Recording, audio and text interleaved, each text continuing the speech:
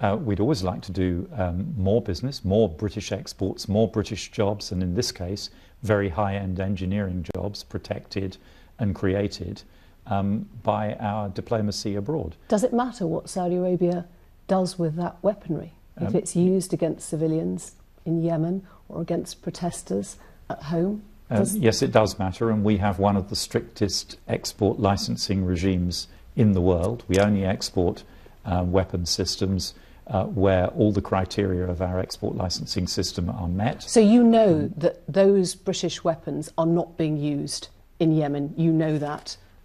No, I know that some of them are being used in Yemen. That doesn't make them, that doesn't fall foul of the export licensing criteria.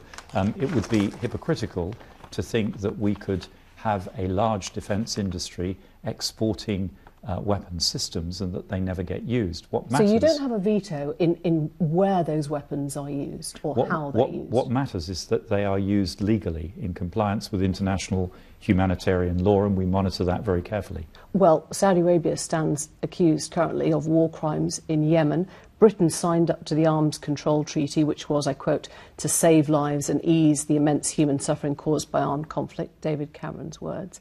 So if those weapons are being used in Yemen as war crimes, then that carries criminal sanctions for our government. Yeah, but you've made a huge leap of logic there. Well, which part of it do you not agree with then? That they weren't war crimes? Those weapons are being used, some of them are being used in Yemen. The important thing is that they are being used legally in an international armed conflict. There have been accusations of breaches of international humanitarian law.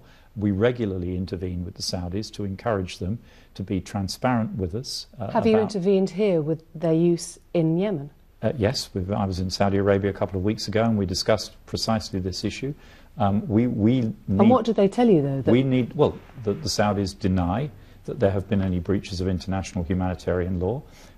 Obviously, that denial alone is not enough. We need to see proper investigations. We need to work with the Saudis to establish that international humanitarian law has been complied with. And we have an export licensing system that responds if we find that it is not. We will then find that we cannot license additional shipments of weapons. We all understand that there is pragmatism involved in foreign policy, but do you worry that the ethical dimension, the moral dimension, what you came into this job to do, is being lost? No, I don't.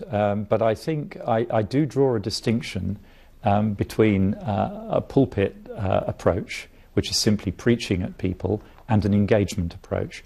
If you want to be able to influence the way people behave, you have to be engaged with them. You have to have some leverage in your discussions with them.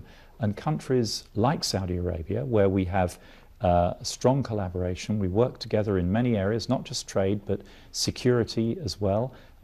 We collaborate on security with Saudi Arabia in a way which saves British lives, our intelligence collaboration. But that gives us an ability to discuss with them the more difficult issues as well, and to get results.